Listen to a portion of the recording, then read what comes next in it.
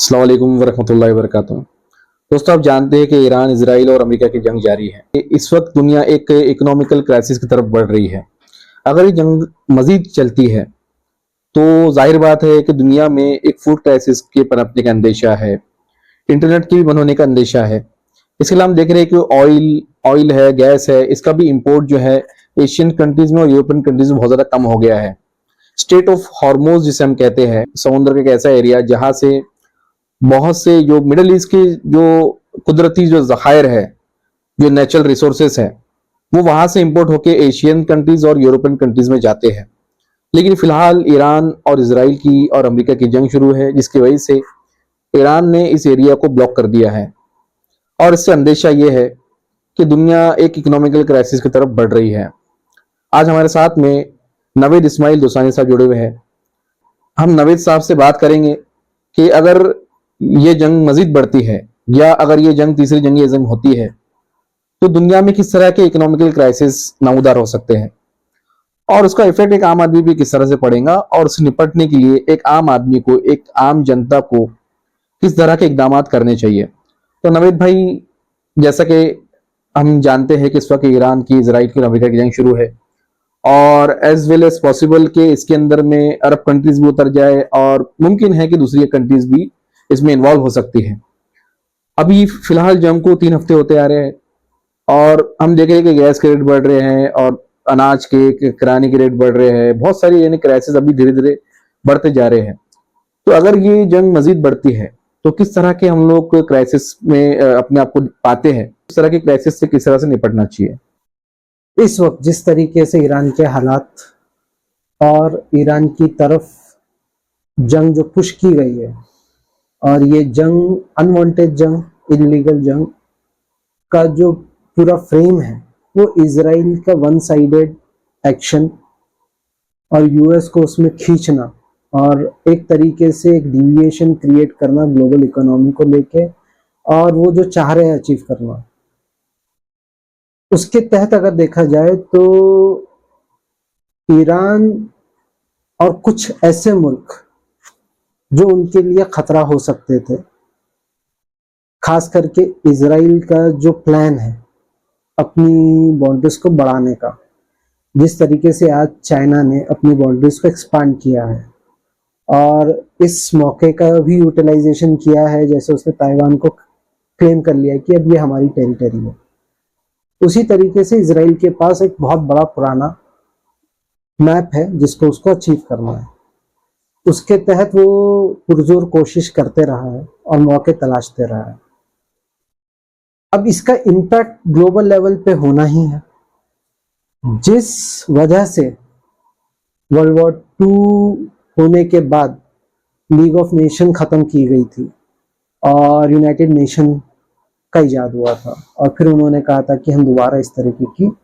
चीजें दोहराना नहीं चाहते या ह्यूमैनिटी को इस दलदल में नहीं डालना चाहते।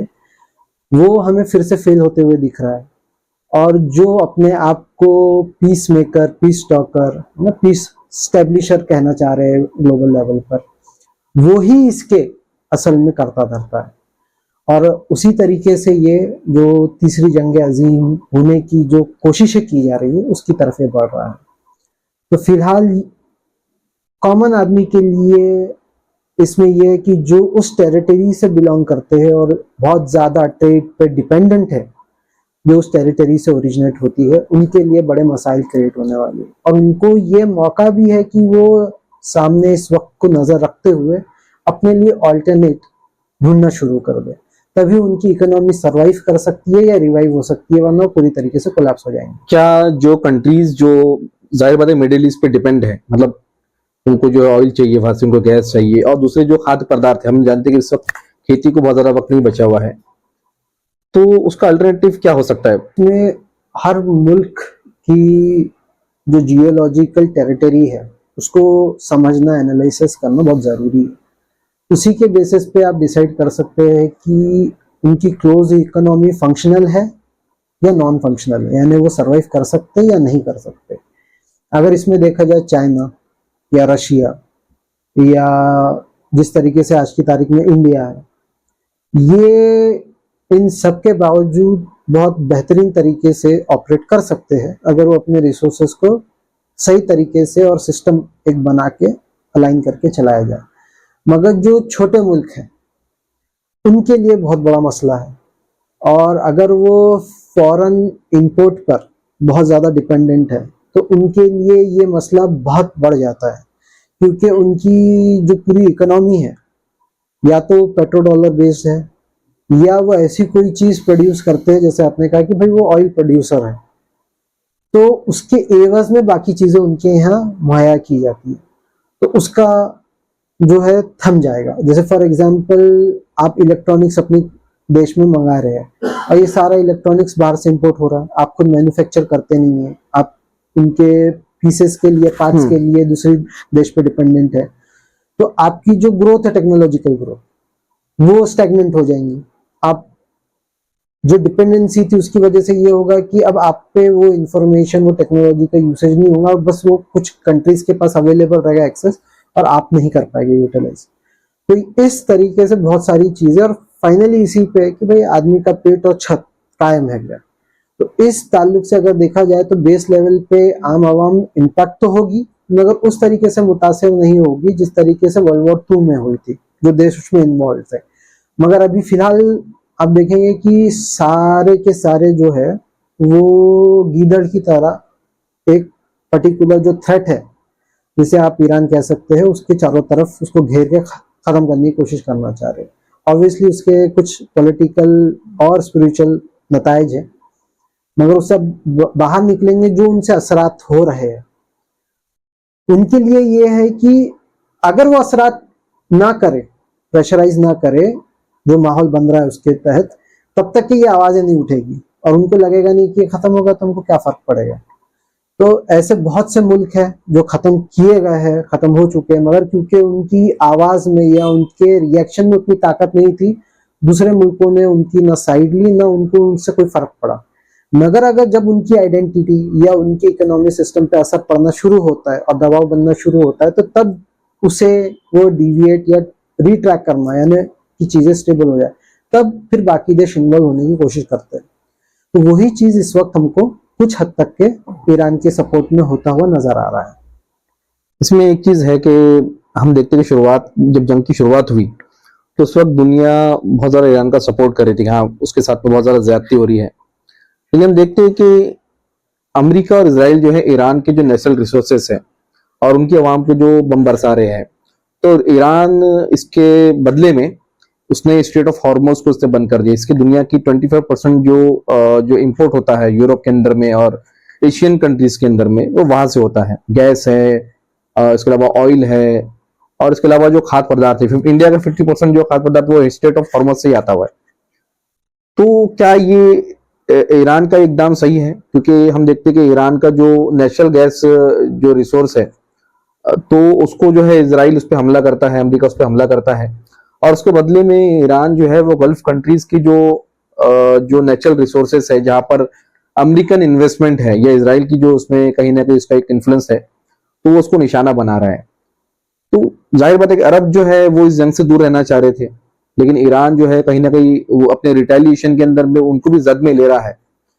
तो क्या ये ईरान का इकदाम ये सही है? देखिए, इसलिए इस चीज को समझने के लिए आपको हिस्ट्री में जाना पड़ेगा, और बहुत शॉर्ट में मैं ये बताना चाहूंगा इसमें कि अमेरिका हो या यूरोपियन नेशन हो, और खास करके जो ज़ायनिस्ट रिजीम जो इजराइल में है और उसने जो कंट्रोल किया है डेवलप कंट्रीज को, उनके मकसद के तहत ये जो कोशिश है इमेज मैनेजमेंट की, वो आज से नहीं है। ये वर्ल्ड वॉर 1 के पहले से शुरू है और ये अभी भी चली आ रही है। इमेज मैनेजमेंट का मकसद क्या है? ये बताना कि हीरो कौन है और विलन कौन है। और इसकी जो कोशिश का नतीजा ये था कि कॉलोनियलिज्म जिस तरीके से ब्रेक हुआ अपनी ही इंटरनल कॉन्फ्लिक्ट्स की वजह से, तो उसके जो असरात थे, जो जिस तरीके से उसने एक पूरी की पूरी कॉम, रेस और सिविलाइजेशन को वाइप आउट किया है, वो दिखाई देने लगे। और वो दिखाई देने के नतीजे में ये था कि उसको बैकलैश मिला, ठीक है। अब वो कॉलोनियलिज्म जब बैकलैश में आया तो नई शुरुआत की गई है यूएस को एज अ डोमेन बना के कि भाई हम कायम करेंगे ग्लोबल पीस। मगर कोल्ड वॉर उसका बहुत बेहतरीन एग्जांपल रहा, जो उन्होंने कोशिश की behind the shadow to become the king. USSR को तोड़ा गया। उस तरीके से यहाँ देखा जाए तो जो मुस्लिम नेशंस आपस में एक आइडेंटिटी मुस्लिम होने की वजह से रखते थे, तो उसमें था ओटोमन एम्पायर, उसको ब्रेक किया गया। वर्ल्ड वॉर 1 के नतीजे में वो कामयाब रहे और उन्होंने स्टेब्लिश किया कि भाई हमारे कंट्रोल में जो अरेबियन पेनिनसुला है और जो बाकी मुस्लिम ममलुकात है उसमें किस तरीके से हमारा कंट्रोल बना रहे। They fail to do that with Russia and China to that extent, मगर जहां तक के वो खरीद सके थे या बाउट कर सके थे वो चलता रहा। उनके लिए एक सबसे बड़ा चैलेंज कब पैदा हुआ, जब ईरानियन रेवोल्यूशन हुआ और ईरानियन रेवोल्यूशन के तहत they turn to religious identity and power, जो यूरोप में कई 100 सालों से, सेंचुरी से चला आ रहा था कि भाई पोप था, पोप डिसीजन लेता था, उस हिसाब से बाकी जो किंग्स थे वो उसके तहत वो, फिर उन्होंने रिबेल किए और फिर किंग ने अपने आप को सुप्रीम बताया। तो अब ये बात आ रही है सॉवरेनिटी पर। अब ईरान की सॉवरेनिटी को जिस तरीके से पुश किया गया है और उसमें जो पेशेंस दिखाया गया है वो आज नहीं है, वो आज की जंग नहीं है, वो हो रहा है पिछले 50 साल से, यानी जब से ईरानियन रेवोल्यूशन स्टार्ट हुआ आप बोल सकते हैं कि तब से वो टारगेट है, क्योंकि वो एक थ्रेड बन गया। किस जो वेस्टर्न आइडियोलॉजी है वो पपेट बनने के लिए तैयार नहीं था। तो जिस तरीके से उन्होंने इराक को खत्म किया, या अफगानिस्तान उनके लिए एक तरीके से बना था बहुत बड़ा खतरा, जो कि फेलियर में नतीजा हुआ, मगर अभी भी वो एक तरीके से एज अ थ्रेट है। पाकिस्तान हो गया या उसके चारों तरफ जो बाकी ममलकात है उसको यूज किया जा रहा है उसको कंट्रोल में रखने के लिए। लीबिया को भी उसी तरीके से खत्म किया गया। तो इसमें एक विलन तैयार किया जाता है और ये हमेशा से एक स्ट्रेटेजी रही है, सीआईए की स्ट्रेटेजी है, उनकी खुद की हिस्ट्री आप जाके स्टडी करेंगे तो आपको पता चल जाएगा। अब विलन जब बनाया जाता है तो पब्लिक के सामने एक इमेज बनानी चाहिए कि हीरो कौन है और विलन कौन है। अब ये बार बार कहा जा रहा है कि हमारे को अंदेशा है कि हमारे लिए न्यूक्लियर थ्रेट बन सकता है ईरान। आपके लिए नॉर्थ कोरिया भी बना हुआ है, तो क्या रिस्पॉन्सेज है आपके उसको लेकर? तो आपके तो कोई रिस्पॉन्सेज उधर नहीं है, इमिनेंट थ्रेट के तौर पे उसको देखा नहीं जा रहा है, जबकि आपको मालूम है वो थ्रेट है। चाइना आपके लिए थ्रेट है मगर आप उसको दूसरी तरीके से डील करना चाह रहे हैं। चाइना भी अपनी इमेज मैनेजमेंट करना चाह रहा है कि ग्लोबली वो अपने आप को पीस मेकर बनाना चाहता है। तो अब बात ये आ रही है कि जब इस हद तक के कोई फॉरेन पावर जो है उनके यहाँ की सॉवरेनिटी को चैलेंज करे, तो एज अ सॉवरेन नेशन किसी कंट्री को क्या करना चाहिए? तो जैसे मैंने पहले कहा कि अगर वो देश बहुत कमजोर है, उसके पास ऐसे कोई जराए नहीं है कि वो अपनी आवाज पहुंचा सके ग्लोबल लेवल पे,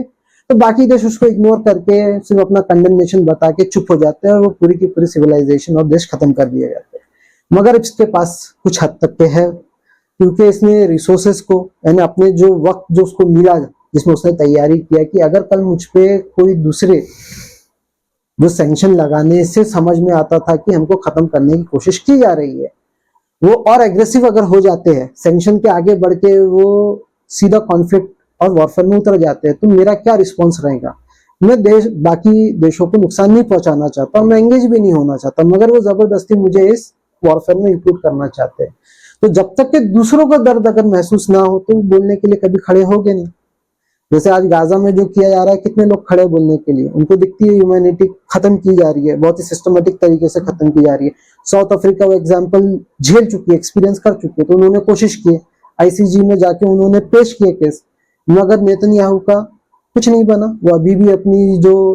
ईवल रिजीम है उसको प्रोपोगेट कर रहा है और लोगों के सामने एक इमेज चल रही है कि नहीं, वो कुछ हद तक के सही है। ये जो इमेज मैनेजमेंट है, इसके तहत लोगों का ब्रेन वॉश किया जाता है और उसमें उनकी खुद की जो आवाम है, सिटीजन है, वो बहुत बुरी तरीके से उसका शिकार है। अब ये जो रिस्पॉन्सेज है वो अगर बढ़ते नहीं हैं तो इसका मतलब ये है कि कल इनको भी खत्म कर दिया जाएगा। जैसे आज इंडिया को खत्म करने की कोशिश की जा रही है कि वो पॉलिसी बना रहे हैं और उसको इंडिया को फॉलो करना है। अगर कल इंडिया आवाज उठाना शुरू करता है तो ऐसे रास्ते ढूंढेंगे जिससे इंडिया को पूरी तरीके से चारों तरफ से घेर लिया जाए और वो डिपेंडेंट रहे कि वो उसका हुक्म माने और आप अपनी सोवरेनिटी खो दे। तो कोई भी अपनी सोवरेनिटी खोना नहीं चाहता, इसके असरात तो दूसरों को भी दिखेंगे। अब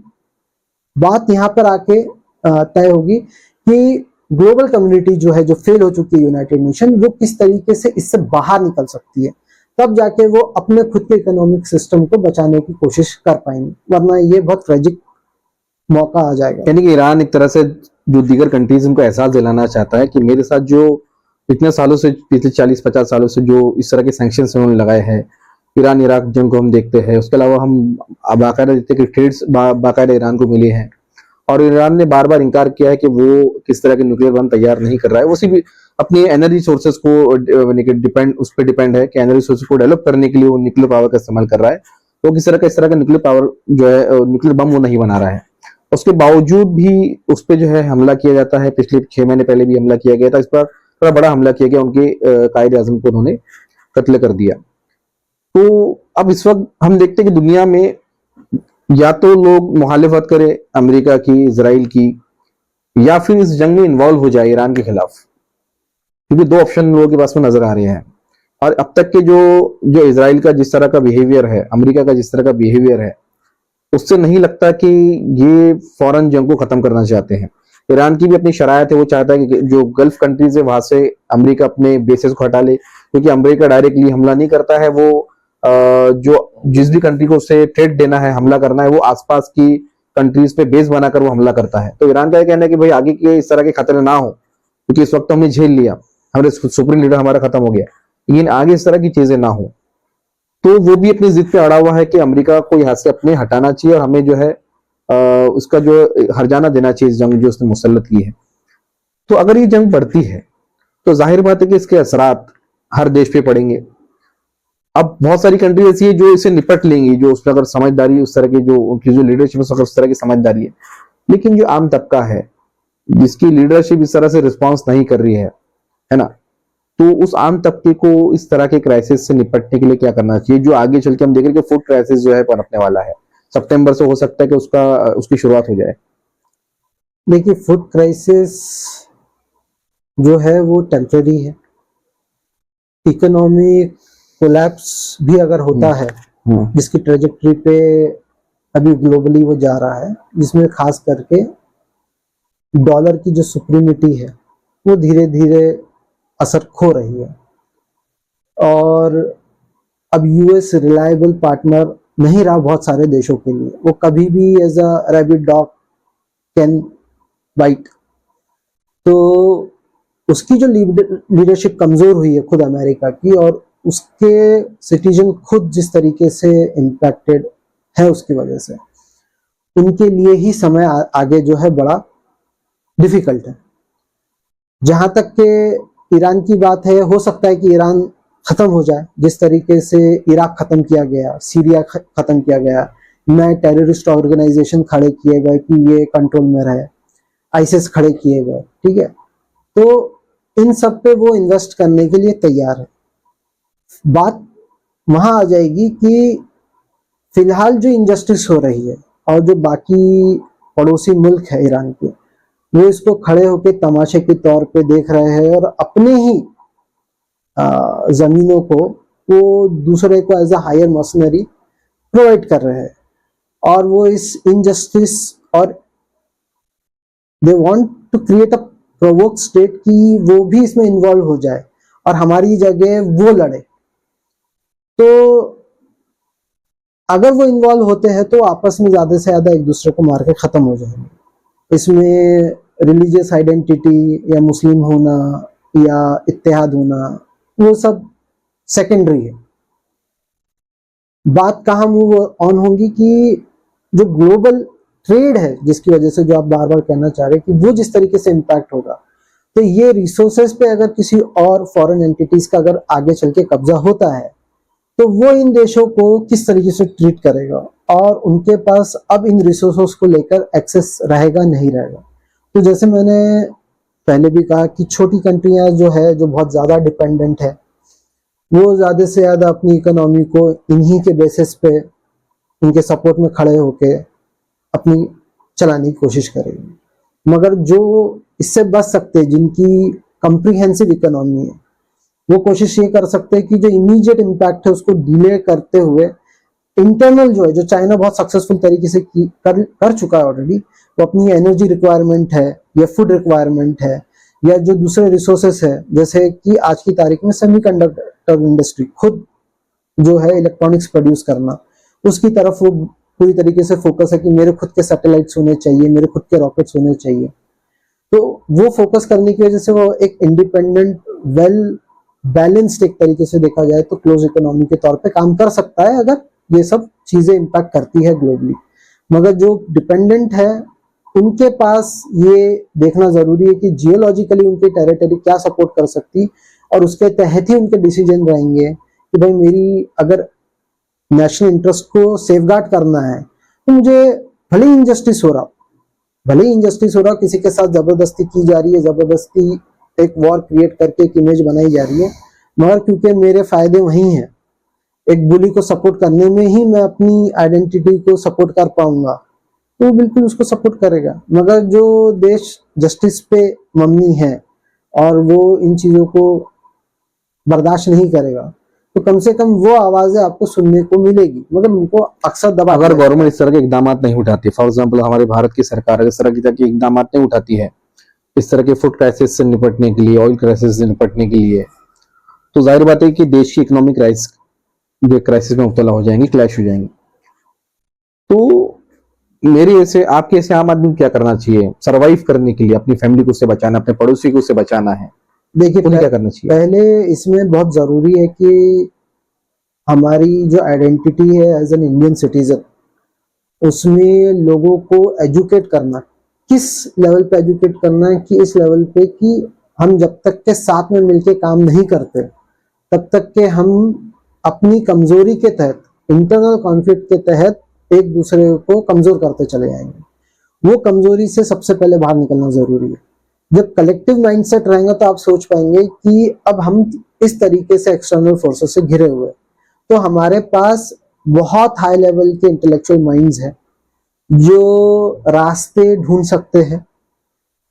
वो जुगाड़ पैदा कर सकते हैं जिससे हमारी इकोनॉमी अगर कोलैप्स के करीब आ रही है तो वापस से रिवाइव की जाए और उसको एक ट्रैक पे लाते हुए क्लोज इकोनॉमी को बूस्ट दी जाए। ऐसा नहीं है कि हमारे पास रिसोर्सेस के एक्सेस नहीं है, बात यह है कि हम उस रिसोर्सेस को किस तरीके से आवाम के रिक्वायरमेंट के तहत मूव कर, और अगर वो सिस्टम के तौर पे काम करने की अगर कोशिश की जाए तो हमको पता चल जाएगा कि हम ये सिचुएशन से अपने आप को कम से कम इम्पैक्ट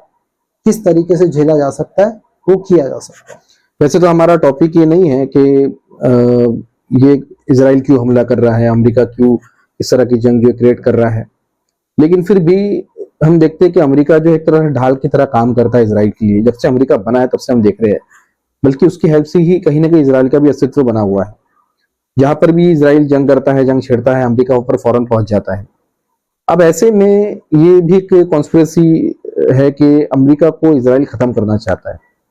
मतलब अमेरिका की डिपेंडेंसी को खत्म करना चाहता है। अमेरिका को इस जंग में इसलिए उसने इन्वॉल्व किया है ताकि वो खत्म हो जाए और इजराइल सुपर पावर बने। तो इसमें कितनी सच्चाई है, क्या हकीकत है, क्या वाकई में इजराइल को अमेरिका के खत्म होने से फायदा होगा? वो तो समझ में आता है कि अरब कंट्रीज अगर इसमें इन्वॉल्व होती है इस जंग के अंदर में, और एक तरह की मैंने कि ईरान वर्सेस अरब जो है नेशंस, अगर ये वॉर चलती है तो जाहिर बात है कि इससे अरबों को भी नुकसान होगा, ईरान को भी नुकसान होगा, उससे सीधा सीधा फायदा इजराइल और अमेरिका को हो सकता है। लेकिन अमेरिका के नुकसान से, अमेरिका के डूबने से इजराइल को क्या फायदा हो सकता है? देखिए, इजराइल को कई फायदे हैं अगर यूएस किसी तरीके से स्टैग्नेंट पोजीशन पे पहुंच जाए तो, मगर उस तरीके से देखना गलत होगा, क्योंकि इजराइल के लिए अमेरिका जो है वो बॉडीगार्ड है, ये समझना बहुत जरूरी है। इजराइल अपने बॉडीगार्ड को जितना यूज कर सके उसके लिए वो बेहतर है। तो इजराइल जो है यूएस को खत्म करने की कोशिश में तो लगा नहीं है, मगर हो सकता है कि जिस तरीके से वो कंटिन्यूसली बुली करने के लिए अपने बॉडीगार्ड को यूज करता है, जैसे आप देखते हैं फिल्मों में दिखाया जाता है कि भाई एक गैंगस्टर है, वो बैठा हुआ है, उसका एक चमचा रहता, बहुत बड़ा बॉडीगार्ड है, वो जा रहा है पीट रहा है दूसरों को उसके कहने पे, है ना, तो दिखता वो है करते हुए। तो उसी तरीके से इजराइल बहुत लंबे समय से उसने जैसे यूरोप से हटके अपना फोकस, अपनी जो ताकतें हैं, इन्वेस्ट किया है यूएस को डेवलप करने में, और फिर उसको उसने अपने बॉडीगार्ड की तरह इस्तेमाल करने की जो कोशिश कंटिन्यूसली आप देख रहे होते हुए, तो ये कोशिश के तहत हो सकता है कि जो आम आवाम है यूएस की वो काफी इम्पैक्ट हो, और उनके लिए जो रिसोर्सेस जिस तरीके से इस्तेमाल होने चाहिए थे वो सारे डाइवर्ट करके इसराइल में इन्वेस्ट हो। और क्योंकि इसराइल जो है टेम्पररी रेसिडेंस है, अब तक के तो परमानेंस में उस तरीके से एज अ पावर आया नहीं, तो वो पूरी तरीके से हर जगह से जहां जहां से वो जो उनका ब्रेन है, जूइश ब्रेन है, उसको वो बार बार कोशिश करता है वहां लाने की। मगर जो ट्रेडिशनल जूइश रह चुके हैं, जिन्होंने हॉलोकॉस्ट देख चुका है, जिन्होंने समझा है कि इसके पीछे की हिस्ट्री और बैकग्राउंड क्या है, वो हमेशा इस ज़ायनिस्ट थॉट प्रोसेस को डिनाई करता आया है और उसको पैर जमाने नहीं देने की कोशिश करते रहा है। मगर क्योंकि मीडिया का सही तरीके से इन्होंने यूज करते हुए जिस तरीके से एक इमेज मैनेजमेंट करके लोगों के दिमाग में एक फ्रेम बैठाया है, तो कितनी भी सच्चाइयां अगर एविडेंसेस दिखा दी जाए, जो आईसीजे के सामने भी लाई गई थी, बताई गई थी, तब भी जो आम ग्लोबल इमेज है उसमें उसको ज्यादा नुकसान होता हुआ दिखाई नहीं देता। मगर ये इम्पैक्ट बाकी देशों पे, और खास करके जो यूएस पॉपुलेशन है उन पर इसकी बहुत बुरी असर हुई है। अगर वो इस रियलाइजेशन में आते हुए फर्स्ट अमेरिका छोड़ के जब तक के फर्स्ट इजराइल करते रहेंगे, तब तक के वो इसका शिकार होते रहेंगे। जिस वक्त उनकी आवाम समझ जाए कि हमने जिनको बिठाया है वो उसी तरीके के पपेट है जैसे आप बाकी देशों में देखेंगे जो यूएस के लिए काम कर रहे हैं, और यूएस में जो बैठे हुए हैं वो इजरायलियों के लिए काम कर रहे हैं। तो ये कोई प्रोपेगेंडा नहीं है, ये रियलिटी है। जिस तरीके से जूइश लॉबी कंट्रोल करती आई है, वो हर जगह अपना कंट्रोल बिछाते आई है और उसी के तहत वो कंट्रोल चल रहा है। अब उनके एंटीथीसिस में आप कह सकते हैं कि चाइना है, रशिया है, जो एक दूसरा फ्रंट क्रिएट करता है, but they are also that smart, they don't want to engage with them in that sense. वो भी कंट्रोल चाहते हैं, ग्लोबल कंट्रोल चाहते हैं, but everyone want to have a piece of this planet. अब उसके तहत आप सोच सकते हैं कि रिसोर्सेस एक पार्ट है, बाकी फिर जो आइडियोलॉजिकल वॉरफेयर है उसका बाकी हिस्सा है। हम देखते हैं कि नबी करीम सल्लल्लाहु अलैहि वसल्लम ने भी काफी सारी पेशन गोई की है, जंग तो मुल्हमा की बात की है, एक ऐसी जंग जिसमें कि अगर किसी बाप के 100 बेटे भी होंगे तो 99 खत्म हो जाएंगे और सिर्फ एक बाकी रहेगा। तो इस वक्त मतलब मुस्लिम दुनिया से ये भी बात तो निकल के आ रही है कि ये जो ईरान, इजराइल और अमेरिका की जंग हो रही है, ये उसी जंग की शुरुआत है, यानी कि जंग तो मुल्हमा की शुरुआत है। तो क्या आपको लगता है कि ये उसकी शुरुआत है या वो वही जंग है? देखिए, मेरे नजदीक इसको मैं थोड़ा अलग तरीके से एनालाइज करता हूँ। अगर आप थर्ड वर्ल्ड वॉर की बात कर रहे हैं तो ये वॉर की जो शुरुआत है ये सेकेंड वर्ल्ड वॉर के बाद से ऑलरेडी हो चुकी है। तो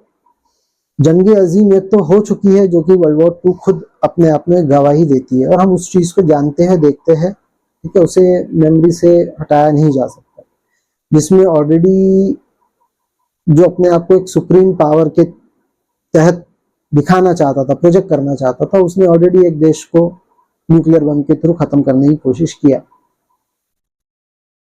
उसके नताइज में जो आगे जंगें चली है वो जंगें कंटिन्यूस होती आ रही है और अभी भी चल रही है।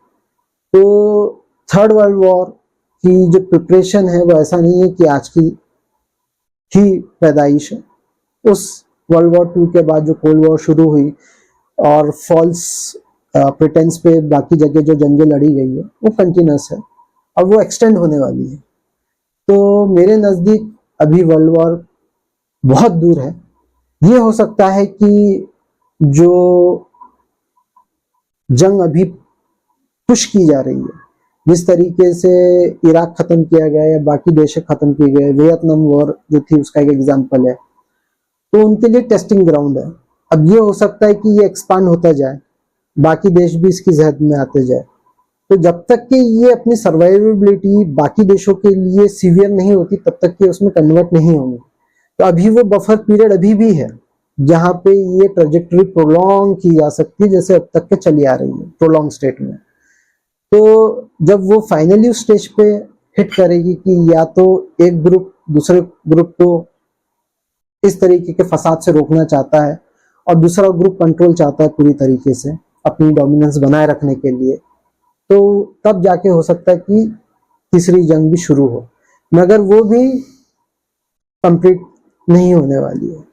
तीसरी जंग में जो नुकसान आता है, जैसे आपने हदीस कोट किए, कि ऐसा होगा कि भाई अगर आज हम 1000 करोड़ है तो हम 100 करोड़ के करीब बचे, और फिर वो जो रीसेट है, वो रीसेट के तहत फिर हमको वापस से एक नई सिविलाइजेशन की तरफ मेहनत करनी पड़ेगी। मगर जो डेमोग्राफिक और जियोलॉजिकल चेंजेस है वो इंसानों को बहुत ज्यादा तकलीफ दे, और उनकी खुद की जो उरूज है उस पर एक बड़ा हार्ड स्टॉप के तौर पे देखा जा सकता है।